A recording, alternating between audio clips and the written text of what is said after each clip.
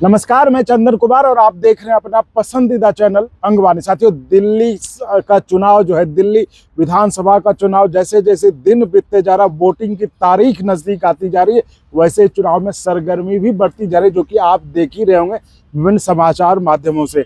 तो इसमें से एक पार्टी जो कि कांग्रेस, जो कि कहा जा रहा था कि मेन लड़ाई, जो मुख्य लड़ाई है वो आप और बीजेपी के बीच है, लेकिन कांग्रेस भी जो है बड़े दमखम के साथ उतरी। तो हमारे साथ इस पर चर्चा करने के लिए, आखिर कांग्रेस जो उतरी है तो वो कांग्रेस क्या कर पाएगी इस चुनाव में, जिसको कि लोग कहते हैं कि लड़ाई तो मेनली आप और बीजेपी के बीच ही रहेगी। तो हम इस पर चर्चा करते हैं। हमारे साथ दिल्ली यूनिवर्सिटी के प्रोफेसर सूरज मंडल जी हैं। सर, बहुत स्वागत है अंगवानी पर। नमस्कार सर। तो सर, कैसे देखते हैं दिल्ली के चुनाव को? दिल्ली का चुनाव जो है उसमें भारतीय जनता पार्टी बेचैन है। बेचैन इस वजह से है कि आप जान रहे हैं कि पिछले 3 बार से आम आदमी पार्टी जीती है, सरकार में थी। उसके तमाम जो शक्तियां, पावर्स को अजर्ब कर लिया गया, एक तरह से ऊपर से खींच लिया गया एक ऑर्डिनेंस के माध्यम से, जबकि सुप्रीम कोर्ट ने इसके विरोध में दिया था एक आदेश। उसको एक तरह से निरस्त करने के लिए संसद में ऑर्डिनेंस पास किया भारतीय जनता पार्टी। तो दिलचस्प बात यह है कि भारतीय जनता पार्टी जान रही है कि आम आदमी पार्टी भी जीतेगी अगर, तो सारे सत्ता को वो भोगेगी एलजी के माध्यम से। दिल्ली में जो भी अच्छा होगा उसका क्रेडिट एलजी को वो देंगे, और जो भी खराब होगा, यहाँ चुनी हुई जो भी सरकार होगी निश्चित तौर से भारतीय जनता पार्टी की नहीं होगी, उसको वो दोष। ये आपने फैसला सुना दिया कि नहीं होना है? ये देखिए, मेरा नहीं, लोगों का फैसला है। हाँ। लोग कहीं भी और जहां ये जीते भी हैं, चाहे हरियाणा और महाराष्ट्र, ये उनके अगेंस्ट में फैसला था। ये चुनावी प्रक्रिया को पूरी की पूरी एक तरह से उसको हाईजैक करके ये चुनाव जीते हैं। हाईजैक करके मतलब इसका तो बहुत विस्तार से नहीं, सिर्फ ईवीएम की नहीं, मैं बात क्या। आप देखे होंगे कि एक वोट फॉर डेमोक्रेसी नाम की संस्था है बम्बई में, उन्होंने डेटा के साथ एक रिपोर्ट पब्लिश किया, जिसके आधार पर उन्होंने बताया कि लगभग 80 सीटें ऐसी थी जो भारतीय जनता पार्टी की नहीं थी, जहां ऊपर से वोट जोड़कर जिस वोट को क्यों जोड़ा गया उसका आज तक एक माकूल जवाब चुनाव आयोग नहीं दे पाई है। उन्होंने उस पर कोई अपना सफाई नहीं दे पाई है आज तक। वो जोड़ के जिताया है, और कुछ जगह तो बम्बई की एक कंस्टिट्यूएंसी में तो 500 से कम से भारतीय जनता पार्टी जीती है। तो ये जो, तो सर ये तो सही है कि इस पर तो बहस काफी लंबी हो जाएगी। नहीं, लंबी हो जाएगी। और दो चीज इसमें और मैं जोड़ रहा हूँ। अच्छा, वोटरों को जोड़ने का सिलसिला, वोटरों को डरा धमका कर नहीं वोट देने का सिलसिला, खासतौर से अल्पसंख्यकों को, दलितों को। और तीसरी बात है कि वोट जो पड़ गए या जो जिनको वोट देना था उनके नाम वोटर लिस्ट से काट देने की, ये सारी क्रियाएं कर रही, दिल्ली में भी हो रही है। और मुझे खुशी है कि चुनाव से पहले आम आदमी पार्टी अरविंद केजरीवाल के नेतृत्व में चुनाव आयोग को जाकर इनकी लिखित जानकारी और प्रमाण सहित उन्होंने दिया, लेकिन उस पर कोई कार्रवाई नहीं हुई। तो मतलब आपको कुछ ऐसा ही लग रहा है दिल्ली में भी होगा? दिल्ली में भी ये बीजेपी तो फिर तो वहाँ जीत गई ना, महाराष्ट्र में जीत नहीं, यहाँ भी वो जीतने के, देखिए यहाँ भी जीतने की भरसक कोशिश करेगी। लेकिन एक खास बात ये अभी तक है कि जिन चुनाव में भारतीय जनता पार्टी के विरुद्ध एक बड़ा वोट पड़ता है, चंक वोट, उदाहरण के लिए तमिलनाडु, उदाहरण के लिए वेस्ट बंगाल, उदाहरण के लिए पंजाब, वहाँ वो किसी भी तरह से अपने तमाम साजिशों के बावजूद जीत नहीं पाती है। जहाँ जो वोट के बीच में जो फासला कम रहता है, मार्जिन, जहाँ लोगों के बीच में उन्हें कुछ समर्थक मिल जाते हैं, खरीद लेते हैं, जहाँ कई सारी पार्टियों, कई सारी जातियों को लड़ाकर वोटों को छिन्न भिन्न करते हैं, वहीं पर वो कामयाब होते हैं।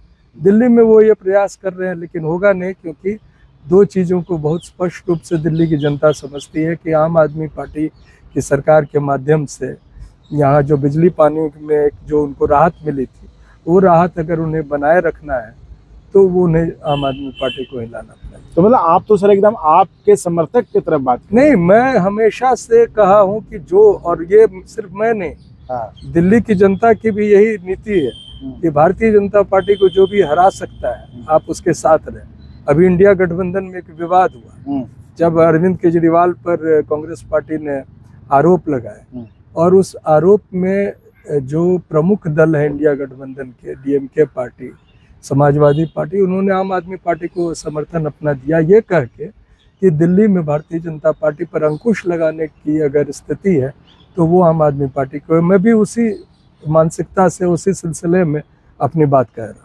तो सर इसमें ठीक है, आप चूंकि राजनीतिक तौर पर भी काफी एक्टिव रहते हैं, अपने विचार रखते रहते हैं, तो आप कह रहे हैं कि आप और बीजेपी, तो क्या कांग्रेस जिस तरह से उतरी है मैदान में, तो क्या उसके वोट काटने का फायदा बीजेपी को नहीं होगा? नहीं, देखिए कांग्रेस पार्टी जो है वो दिल्ली में उतना अधिक रेलेवेंट नहीं रह गई। उसका कारण है कि उनके वक्तव्यों में, उनके तमाम वायदों में और उनके जो जमीन पर जो कार्य प्रणाली है और उनकी जो कार्यशैली, उसमें एक अंतर दिखाई पड़ता है। आपको पहले से पता होगा कि दिल्ली में जो एक सामाजिक रूप से जिन वर्गों का प्रतिनिधित्व बढ़ना चाहिए था, जो रायपुर अधिवेशन में कांग्रेस पार्टी ने अपने संगठन में लाने के लिए कटिबद्धता दिखलाई थी, वो कहीं नहीं दिखती है।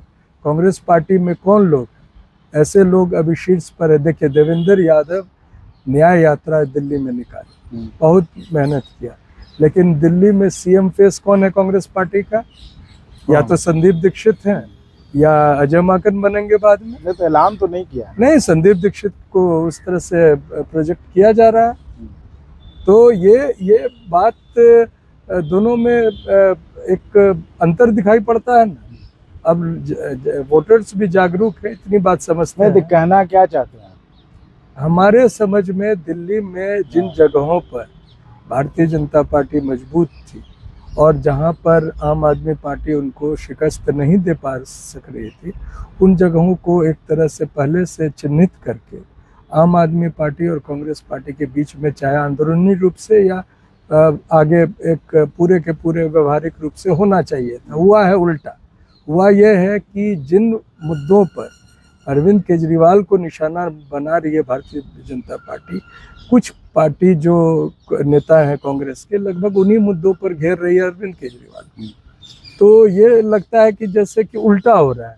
कांग्रेस पार्टी और भारतीय जनता पार्टी में एक साठगांठ दिख रही है अंदरूनी रूप से। यहाँ के लोगों के, पार्टी नहीं तो कम से कम उन नेताओं को, जिन नेताओं का मैंने नाम लिया, अजय माकन जैसे नेता है, तो ये लोग देख रहे हैं। तो ये कहाँ से आप उस मुकम्मल लड़ाई की और संघर्ष दिखा पाइएगा लोगों के बीच? तो सर आप इसमें कहना क्या चाहते हैं, क्या कि जैसे आपने कहा कि देवेंद्र यादव जो है उसको प्रोजेक्ट क्यों नहीं किया?